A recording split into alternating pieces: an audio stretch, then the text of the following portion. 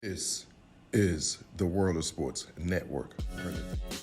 Yes, sir. Yes, sir. Yes, sir. Yes, sir. It's the G to the U to the R to the U. Another World of Sports Network presentation. And this is a special one, ladies and gentlemen. You guys, look who's right there. I know you can see him right there, man. I'm not even going to waste no time and do the introduction. We got the great, the GOAT himself. Man, Mr. Voice of Everything. I mean, this guy knows it all. The guru don't know nothing. That's why I got this man right there, man. The man of Orlando himself, Mr. O-Town, Mr. Seby from the SebyPodcast, man. Seby, welcome to the Guru's Film Room, baby. What's going on, Guru? What's going on, man? I'm humbled by those kind words, but you the man. You the one who's got the guru. Come on, man. Come on. I'm only the guru because I got smart people like you to go out. So that's why they don't know. Now y'all know my goals, man. I got smart dudes to get some info from, man. That's why they call me the guru. I'm smart enough to have smarter friends. You know what I mean? You're a funny guy, Guru. So real quick, tell us, Seby, obviously it's our first time doing this, so I'm excited. The Guru's always excited. So we're going to do our mock draft. We're going to do our top 10 mock draft. So we're going to give you guys the table of content. Me and Seby going to go back and forth. Seby's highly, highly, highly educated when it comes to the football thing, man. So this is going to be cool. Like, we haven't seen each other's mock draft yet, so I don't know what he has. You don't know what I have. So this is actually going to be real cool. This is going to be the first time we've seen each other's mock draft, man. So I'm kind of excited, Seby. So you want to get this party started, man? Let's rock and roll, man. Perfect. So Seby, I'm gonna since you're the humble guest here, so I'm gonna start with you. All right. So with the first pick, we know the Cincinnati Bengals hold the first overall pick. Now, who do you have as the first overall pick in this draft? My first overall pick is going to be Joe Burrow to the Cincinnati Bengals. It just makes sense. The kid is a Southern Ohio kid, obviously highly recruited out of high school, went to Ohio State, backed up JT Barrett and Cardell Jones in Ohio State. He was the third stringer. He finished college in 3 years, and then he transferred to LSU, never got the out opportunity. And all he did in 2 seasons in LSU just light it up, including, the man, ISO Joe, Cool Joe, the eye of the tiger. So one tiger going to another tiger, being the Cincinnati Bengals, it just makes sense. So I think he's not only the guy, but he's the consensus number one overall pick. Absolutely. And I believe it's the same way too, man. And I also myself believe the mighty Joe Young, man. The Tiger King himself, man. The real Tiger King. Not Joe Exotic. No, man. This is Joe Burrow, the Tiger King. He had an outstanding season over there in LSU. Came out of nowhere. Obviously, the other Joe, Barry over there helped him out as far as learning the pro-style offense. So him going to Cincinnati makes sense. We don't got to beat around the bush, in my opinion. It makes sense for many reasons, not only for on the football field, but most importantly, off the football field. And I think this is an off the football field decision. And it helps. He's also adequate on the football field. So I got Joe Burrow as well as my number one overall pick today. Yeah, for number 2, this is actually a pretty unique here. But the second overall pick for me is going to be actually Mr. Chase Young. Chase Young, the best draft prospect that there is here. Obviously, we both agree that Joe Burrow is going to be the top pick, but the best player in the draft is undoubtedly Chase Young. This is a guy that's going to be a multi-year all-pro selection type of player from day one. Already a starter. He can start from day one in the NFL. A guy that can always get after the quarterback and that could be a disruptive force in the run game is always valuable. And I think the Redskins need somebody for Guru's hometown. And Chase Young is that guy to transform that franchise. Absolutely, man. You can't ask for anything better than that, man. I'm not even gonna beat around the bush. You can't ask for anything with that. I'm Mr. DMV, man. We all know anyone from the DMV. Chase Young is a cat from the DMV, a DeMatha product. So he makes perfect sense. I've been saying this on record, and I'm gonna say it again. With Chase Young, I'm gonna call him Mr. 12 and 12. He's gonna be a 12-year guy, and he's gonna average 12 sacks this season. 12-year guy, 12 sacks this season. Hands down, he's a franchise killer, man. He's a franchise staple, and he's a franchise quarterback killer. So, number 2 overall pick, Chase Young in DC, man. I mean, this is a no-brainer. So, just like what we just said, it's a no-brainer for on and off the field reasons. This is an absolutely no-brainer in the DMV for the on and off the field reasons. Right. So Definitely. now I think this is when the draft start getting interesting. Let's move on to number 3 pick, man. Who do you have? Or do you even have that team holding on to number 3? Number three for me is gonna be actually another Buckeye, and back-to-back Buckeyes at number 3, and that's Jeff Okudah. Jeff Okudah to me is by far the best corner in the draft. This is a guy that thrives in man-to-man coverage, you know, in those big schools, Alabama, Florida, Ohio State, Georgia, they played man-to-man, and this is a guy that thrived in man-to-man coverage, prototypical size for the NFL, but this is a guy that he likes to smoke. There's a guy that likes to smoke. He likes to get his hands on you, and elite prototypical size, like I mentioned, and also could play some off coverage as well. But this is a guy that thrives in man-to-man. And with the Lions losing Darius Slay, Matt Patricia can use this guy to do a lot of defensive schemes that he wants to do. So Jeff Okudah to the Detroit Lions make perfect sense. I have him at 3. Absolutely, man. That's a great pick, man. You know the DB loves the corners, man. I love my secondary. So in this one, man, I like the pick. You know, I like it for the team, but I'm actually going to call a trade here. I think this is going to be my first trade. What's going to happen in the 3rd overall pick? I see the Los Angeles Chargers. I see them jumping over here to the number from the number 6 to the number 3 with the Detroit Lions right here. I see them trading Desmond King, their cornerback right there. They stud cornerback Desmond King, whose contract is coming up. But because they got Chris Harris over there this past season through free agency, so they kind of make Desmond King expendable. And also Desmond King is a Detroit native, so I could see that could be enticing. So I could see Desmond King get moved up and got packaged for Detroit to get moved. I mean, for the Chargers to move up. And with that pick, the Chargers gonna move up and get the first shocker. The first shocker, man. The first shocker that's going to see in the draft. I think it's a copycat league. The Chargers going to go get Jordan Love from Utah State. I think it just makes perfect sense, man. I think they saw what happened with Patty Mahomes and the Kansas City Chiefs. They had Alex Smith, which is the version of Tyrod Taylor. They were a team away, and they have a professional guy. Jordan Love is going to sit there. Tyrod Taylor is going to get the Chargers into the playoff, or even very close to the playoff. And if they don't get it, Jordan Love is going to come in by week 15, 16. They saw the blueprint with Patrick Mahomes and the Kansas City Chiefs. I think, and they're in the same division. I see this is the first one that's going to happen. I see this trade happening. They're going to get Jordan Love for the number 3 overall pick because it's a copycat league. Wow, that's crazy. That'd be huge because, you know, they just signed Tyrod Taylor, and that's a good package right there. Desmond King is a Detroit guy, so that makes sense. I just don't think that they have enough ammunition to entice Detroit by just only giving Desmond King for that. They're going to have to throw some picks there. They're going to have to do some stuff. So obviously they're going to throw some picks, but the most important thing, they're just switching. You know, they're moving backwards. So it's only 2 spots moving backward. They're going to throw some picks, but the Desmond King aspect, because, and like you mentioned, I'm not that this Desmond King right now. Detroit's gonna be like, all right, they know they have a solid cornerback, so that's why I think it's a good move for them. But that's my number 3, but my number 3 pick. Got you.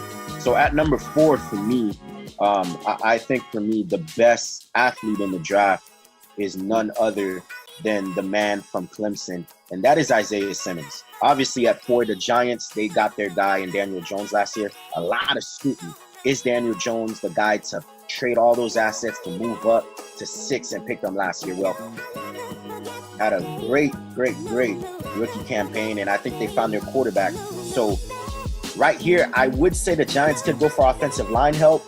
They've struggled with that in recent years, but I think with a guy like Simmons on the board, you can't pass him up. The best freakish athlete in the draft. I love this guy, Guru. You could play him as an edge rusher. You could play him in the middle of the field as a linebacker because of his instinct lateral speed from sideline to sidelines. And he also has coverage skills where he can play some safety.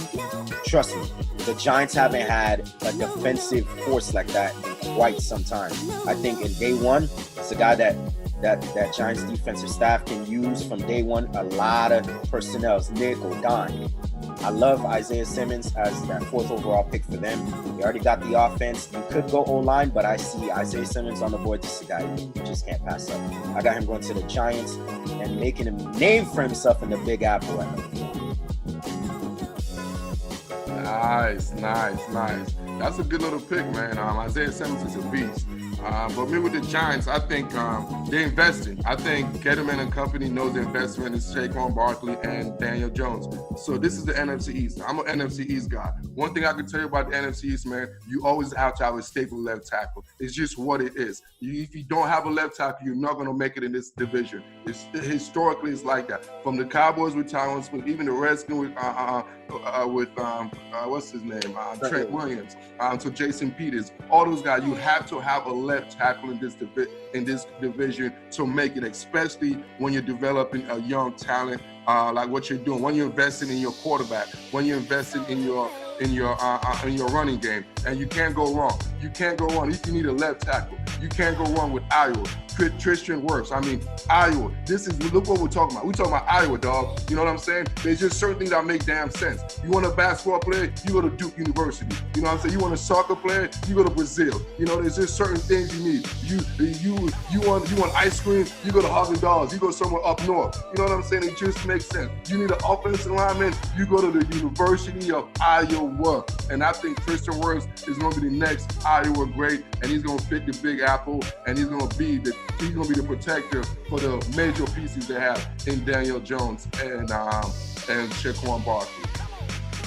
That's a great pick. Like I said, I could have went offensive line there. I was interested. I would have taken Jedrick Wills as the first overall tackle before Tristan, but that's a great pick there. You can't go wrong with that. Barkley and Daniel Jones, they invested a lot in them, so you got no choice but to definitely protect them with that offensive line. So at number 5 for me, that puts the Miami Dolphins on the clock. And to me, this is where they get Tua Tagovailoa at 5. I know all of the headaches, right? The injuries is a concern, right? He's like Steph Curry. He's got fragile ankles, right? His legs is made out of glass. I get it. But this is a guy that played in the SEC. Mind you guys that. This is a guy that played in the SEC for 2.5 seasons, Guru. 76 touchdowns, only 13 interceptions. In the SEC. Obviously, I know he's got weapons. Ruggs, Judy. I know they help. But this is a guy that was phenomenal before he got hurt. 43 touchdowns, only 6 interceptions. Tua Tagovailoa is still as advertised.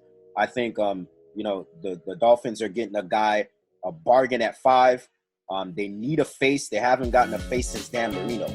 You can go to the list of all the quarterbacks they've had since Dan Marino. It's a long list. So they're looking for a guy to party in South Beach, to revitalize Miami. And I think Tua, when healthy, can be that guy. So I've got him with Brian Flores' staff at number 5. Absolutely. And you know how I feel about Tua, man. You know, I'm not on the Tua train like most people. Nice kid, man. He's more of a nice kid than anything I see. But I do agree with you. I do think he's going to be a quarterback play over there for the Dolphins. I think the Dolphins do fit that profile as they come from the New England Patriot style. I think they do fit the prototype way of the New England Patriot style and how they draft, especially when it comes to the quarterback position. They always draft a senior quarterback. That's just what they do. From the onset of time, from the Bill Belichick, it came from the Bill Parcells onset type of book. You have to be a graduate. You have to be a 4-year guy. That's who they look at. So with that said, I think you know where I'm looking at. So the Dolphins will get their quarterback, and their future quarterback is going to be Justin Herbert. I think it just makes perfect sense. He's the safest fit, man. He's done it. Everything he does, it shows he's a franchise quarterback. He's proven it last season coming back for his senior year. He took his team to the Rose Bowl. Then he came to the Senior Bowl and he competed. And he was a Senior Bowl MVP. Then he went to the Combine. He competed. All he has done is shows you competition, competed. So I think he got one of the strongest arms, and he just have a high football IQ. I think the Miami Dolphins will have their franchise quarterback at the 5th overall pick in Oregon senior quarterback Justin Herbert. That's a good one there. That's why I would have Tua over Herbert, but this is why we love debating, Guru. So at number 6 for me, I think this is where the City of Angels is in the clock. The Chargers are at 6, and I think this is when we'll have back-to-back quarterbacks selected, and that means I think the Chargers are going for Jordan Love at 6. Guru, nobody has made more buzz in the last 72 hours of drafting Jordan Love. Several teams have been looking for a quarterback. They're saying, we know that Burrow, Tua, and potentially Herbert will be gone, but they're looking for that next quarterback. Is it Jalen Hurts? And rightfully so, it's Jordan Love. A lot of teams have been doing that. 2017, Patrick Mahomes came out. 2018, Lamar Jackson was that sneaky sleeper quarterback at the end of the 32nd overall pick of Baltimore. I think this is the guy that the Chargers will get at 6. Reminds me of Colin Kaepernick, right? Gunslingers of an arm, but the difference is this guy can go through all 4 reads, 1, 2, 3, 4. He can go through his progressions and prototypical play. I think that teams are highly anticipated about him because there's stuff that he can do. You look at the tape, there's things that he can do. The mobility, he gets outside, he can throw on the move. It's a guy that is a dual threat quarterback that he can run read option, the pistol, the read formation, all that good stuff. And at 6, I think, what other better city than LA to have a guy? You know, you're going into a new market, you're going into a new stadium. You need to sell out for the fans. I think Jordan Love could be that guy. I'm not sure if he's a day 1 starter.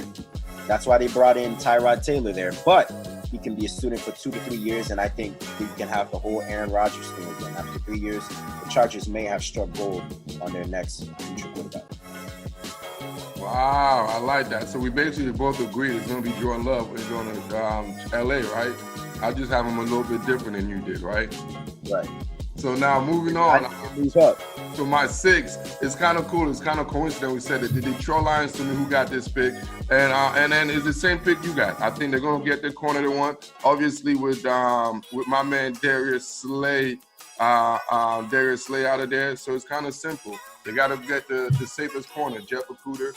He's gonna come in stepping day 1, technically sound. The Lions need the secondary. The secondary is harsh, especially in a division where they have Aaron Rodgers and Kirk Cousins and company with. So you definitely got to have let's just say somebody in the back end, and Jeff Okudah is gonna step in right from day 1 and fill in that role. I like that there. So at number 7, I have got one of my favorite players in the draft, and I watch a lot of SEC games being down here in the South, and I think the Guru knows where I'm going. I'm going with my man Derrick Brown to the Carolina Panthers at 7, right? They signed Teddy Bridgewater. They still got Kyle Allen. They just paid Christian McCaffrey big-time money, but they lost allowing that defensive guy, Norman, to start to LA, to Luke Kuechly retiring, to Thomas Davis gone a couple years ago. So they need a guy. They're losing bodies in that defense. I think this is a guy that day 1 starter group. Trust me. He played in the SEC. Ask Alabama. Ask Joe Burrow and his offensive line, who was the hardest guy that they faced in the interior all year long. They'll tell you none other than Mr. 5 from the War Eagles, and that's Derrick Brown. This is a guy that's a disruptor.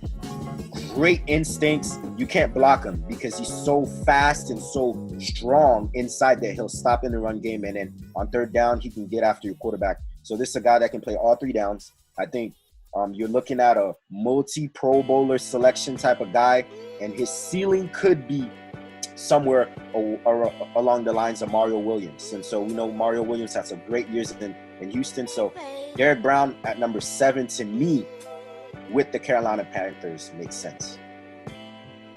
Absolutely, man. Great pick, great pick. We both agree that the Panthers, they need defense. They're very depleted as far as the defensive side of the ball. You're right. They lost a lot of guys on the defensive line, but I just think defensively, you can't pass on who's left on the board at this time. I think it's crazy that they're in the Carolina, so you got to pick the guy who's already in Carolina. So I think this is a no-brainer. You got to go with Simmons. I think Simmons from the Panthers. The Panthers would be an absolutely great pick for them. I just think it makes sense. I think losing Kuechly and Thomas Davis, like you mentioned, I think Isaiah Simmons is the absolutely number one option. He's very versatile. He can come in there and play the middle. He can play the outside. He can do so much, man. And he's from that local area. If any to not have any scouting report on him, it should be the Carolina Panthers. So I expect the Carolina Panthers to have Isaiah Simmons to stay in the Kakalakis with him being the Carolina Panthers, the 7th overall pick. Right. Homegrown guy, already familiar with the state of Carolina. Why not stay in the state of Carolina? Why not? At number 8, to me, no NFC team throughout the offseason got better than the Arizona Cardinals. And that's why I have them getting the first offensive lineman out of the draft taken off the board. And I think that's Jedrick Wills Jr. Kind of tongue twister there, from Alabama. Now, we differentiate here. You think Tristan is the better offensive line. You had him going first. I have Jedrick. I think just, the way that, just the fundamentals and the way, just the basics, playing in Alabama, this is a guy that rarely gives up sacks. This is a guy that's technically and fundamentally sound, played in the SEC. I have a big thing for that. Also, the Cardinals, they traded for DeAndre Hopkins. They let go of David Johnson. We understand that. So now they've invested in Kyler Murray. They've given him everything. You've got Larry Legend, you've got DeAndre Hopkins, and you also have that third receiver that they have is Rowan Christian Kirk. And so now you need offensive line protection. I think this is the best fit for them. Kyler Murray's a small guy. He's going to get beat up in the NFL. So what do? You get big, stern offensive linemen to protect them. And in that NFC West, a loaded NFC West, you got some horses. You got to deal with Aaron Donald. You got to deal with, some of the guys that the Seattle Seahawks got. You got to deal with Bosa. You got to deal with, not DeForest Buckner, but the other guys that the San Francisco 49ers have in their line. And so what better guy than to protect up front? I think Arizona, they do that at number 8. They might be a sneaky team later on in the season that might be trying to get in the playoffs if they do that. Absolutely. I definitely agree with you. I think for a different reason, though. I think that the Arizona will go with Jedrick Wills. I think the reason why he just fits their style a little bit different. The NFC East is a different style, man. I think Tristan Wirfs from Iowa, that's a pounder. They're going to run the ball a little bit more in the NFC East. So I think Tristan Wirfs is a better run blocker in a sense. That's why I had him go with the Giants. He fits better with the Giants. Arizona is going to do more finesse, and that's where Jedrick Wills comes from. He's more finesse. He has more little agility, better agile. He's a better athlete per se. So I think he's going to fit their offense and need better. That's why the tackle is so great. It just depends on who picked first. And just that the Giants picked first, in my opinion. That's why they went with what fit for them. And Arizona, they're going to be more finesse. And Jedrick is a little bit more agile with his hip movements and his hand placement. So I do agree with you on that aspect. And he will be 8th overall to protect Kyler Murray, who will have enough time now to pass the ball to all the weapons like you just discussed. Yeah, definitely there. Kenyon Drake, Offensive Rookie of the Year. It's fun times in Arizona. At number 9, for me, we go to the Jacksonville Jaguars here in my hometown, the Sunshine State. And I think this is where the 4th quarterback in the top 10 gets picked. And that's none other than Oregon's finest and Justin Herbert. It's a guy that's a senior, got a chance to watch him a lot. 2 Rose Bowls, championships, decorated senior. I mean, this is a guy that does it all, played in the Pac-12, statistically completion records. The list goes on. I think Justin Herbert is a guy that not only will get drafted by the Jacksonville Jaguars, but will be definitely fighting with Gardner Minshew day one as a starter. I think this is a guy that, the Jacksonville Jaguars are looking for a franchise guy. They paid Nick Foles all that money. Nothing panned out on it. I think this is a guy that's from day one going to be able to, in training camp, fight with Gardner Minshew for that day one starter in week one, obviously. And Jacksonville just needs a guy. They turned the page. They were elite defensively in a couple years. All of those defensive guys they had to pay or let go due to free agency or trades.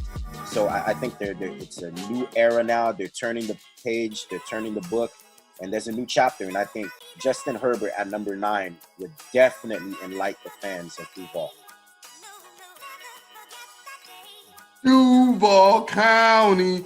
Duval, you know what, man? They lost the biggest man in Duval County, man. Calais Campbell, man. They lost the biggest guy in Duval. So you know what you do? You replace him with the other biggest guy, man. You going to, man, Derrick Brown. That's what's going to happen in Duval County. I see this man landing there. Perfect situation for Jags because Calais is not there no more, and they got a perfect younger Calais right there, man. So the Jacksonville Jags and Duval County is going to have the big bad bully himself, man. Debo himself, man. Derrick Brown. Yeah, that's a good one. That's a very good one. And that fits because obviously he went to the Baltimore Ravens and they need a guy in the middle. So that's a great pick. That's a great pick there. Last for me at number 10, we talk about the Arizona being the best team in the NFC who got better. I think the best team in the AFC in the offseason that got better was the Cleveland Browns. And obviously they're playing in the division where you got TJ Watt, you got the Cameron Haywards, you got guys like now with Calais Campbell up front, Matthew Judon. You're playing in the AFC North. You need a guy in the trenches to be able to smoke blood. And I think this is a guy in Tristan Wirfs out of Iowa that can do that. I have him as my second offensive line coming out of the board. I think he's the most athletic to me out of the two with Jedrick and him. This is a guy that's great in off-blocking scheme. This works great for guys like Kareem Hunt and Nick Chubb in that backfield for the Cleveland Browns.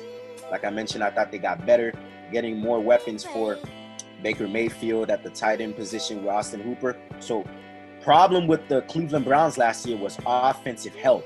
They were one of the top 3 teams in the NFL giving up sacks. I think it's a guy in Tristan that solidifies that problem. Obviously, it's not going to be the issue for all their problems, but that's going to be one of the main ones that they address with the 10th overall pick. So I've got Tristan Wirfs being the newest member of the AFC North Division and of the Cleveland Browns. Absolutely, man. That was a dope one. That's a dope. I agree with you. I think they are going offensive line. This is going to be my third offensive line guy that's picked, man. A cat, man. Straight out from the 2 up, 2 down, man. From Virginia. Yes, from Henrico County, man. You don't know. I know about you, man. Mikkel, the big guy himself. Yeah. 804, stand up. Richmond, stand up, baby. My man, Mikkel Becton, dog. The Louisville Giant. Perfectly. He needs to protect. Baker needs that protection. And my man Kevin Stefanski coming in there with that offensive run, and he needs agility. And this man is a big, agile bear. So I think he's going to fit perfectly in the Cleveland Browns. He's going to protect Baker and company. And as you mentioned, the running backs, Chubb and Kareem Hunt, going to love this guy. This guy got ability, man. He can run screens with this guy. He can do double block. He can go up to the next level. He does it all, man. He does it all. So I agree with you. It is going to be an offensive line pick, and it is going to be, in my opinion, Mikkel Becton from Louisville Cardinals. Yeah, that's a great pick there. That's a great pick there. Although I had him not really in the top 10, I actually had him in my top 15, just not in my top 10. I just think that those two guys were just a little bit better than him.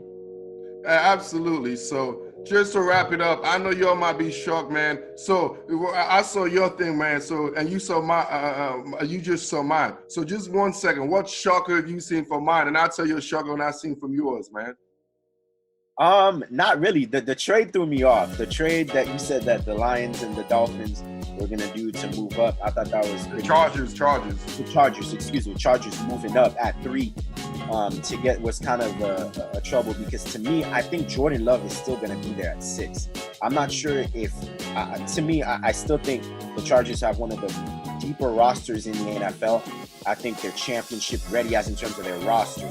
So to me, giving up Desmond King, who, you know, in today's game, like, you need guys that can cover. So to me, it just didn't make sense, because I think Jordan Love would still be there at 6. That's just my opinion. So that was just a little bit of a confusion to me. Why would you move up and then let somebody go when that guy is going to be there at number 6? So that was the only confusion to me. But you made some valid points there. But that's the beauty of us debating. You just never know. Absolutely. Hey, no worries about that. And my main intention was, like I said, I was looking at more about how the draft goes historically, like the front office, how they draft, and their tendencies. And the way I look at it, John Love is a senior. Justin Herbert is a senior. I think those are the two guys. I think Tua is a smoke. And I'm surprised you didn't mention Tua. Tua is not even in my top 10. And I'm surprised you didn't even mention that as something that kind of threw you off. But right. That kind of threw me off too. But if he does slip all the way to the teens, that will be a very fortunate franchise, because they're gonna love Tua Tagovailoa. Tua is a man, and Tua they believe. Like I said, I feel like every job there's gonna be always that shocker or that one person that slipped down, and that's an injury concern to me, man. Which guy was interesting off of my board that you didn't understand? No, absolutely. I understand all your picks. I think it all makes sense. It was not like it wasn't nothing that I did not understand. So I kind of understand your picks. I thought the Isaiah, I think you got Isaiah going early, like in the top 5. Yeah, I had Isaiah Simmons at 4 to the Giants. Yeah, and like I said, I thought that was shocking. Knowing the division, that division is, this is the NFC East. You don't usually, historically, I'm an NFC East guy. Historically, things like that don't happen. Like, it never happens. You don't pick a linebacker in the NFC East at that position. Usually in the top 5 position, you're going to get a lineman. It's either O-line, D-line, or quarterback. In the NFC East, when you're in that division, that's the only, if you have a top 5 pick, those are the only 3 you will go. And so that's kind of like, I'm like, that's a gadget, not a gadget, but a very, athletic DB. But I don't see that in the NFC East in the top 5 pick. The reason to me is why I thought is at 4, Dave Getterman is going to go, okay, should I go with needs, or should I go with best fit, or should I go with the best available on the board? And by far, to me, I think the best available player, to me, outside of, Burrow and Chase Young, the best available after that, to me, would be Simmons. And so it's just one of those chess matches. You're a GM, you got to go, okay, I know we need an offensive line, but damn, Simmons, right? Should we just go for him? So I just think that, the Giants, they struggle defensively. In all 3 phases of the game, up front, in the middle of the field, and also in that back end. And I think Isaiah Simmons is a guy that can be versatile, that can play all 3 areas, that I think a guy like Dave Getterman would definitely take a good look at and potentially take it 4. And so that's the reason I took it. But hey, man, I have 4 quarterbacks in the top 10. You have 4 3-0 linemen in the top 10. It's crazy. Right, everybody knows. That's what makes this draft so ridiculous. Like, that's why it's such one of the deepest drafts. Really, after 2, nobody really knows what's going to happen. So that's why we're all excited to see that. So once again, this is only our first, our top 10 mock draft. So Seby, real quick, man, tell the people exactly where to go see your content, man, because you have beautiful content. Go ahead. Well, before I do that, I wanted to know what would potentially be your top 15, because my next 3 picks, I think they were going to be the Jets, the Raiders, and some other team. I was going to have like back-to-back-to-back wide receivers. And that being Judy, then CeeDee Lamb, then Ruggs. So that's just a little fun fact there. So absolutely. I do have the receiver run definitely after the top 10. I see that coming. So I definitely agree with you on that one, man. Definitely. But for everybody who wanted to know, you guys can definitely find us at the SebyPodcast in all streaming social media platforms, IG, Twitter. You can also find us on our website, SebyPodcast.info. Again, that's SebyPodcast.info. You can find all of our latest news from posts, articles that we've written, to the breaking news, to even some of the interviews that we've had with head coaches and athletes. Absolutely, man. Seby's content, absolutely. I mean, he's a world of information. You know, that's why they call me the guru. I got friends that's smarter than me, man. I love it. So y'all go ahead and follow Seby in all platforms, man. Once again, we appreciate y'all checking us out, man. Y'all know the drill, man. Like this, love this, share this, and we are out.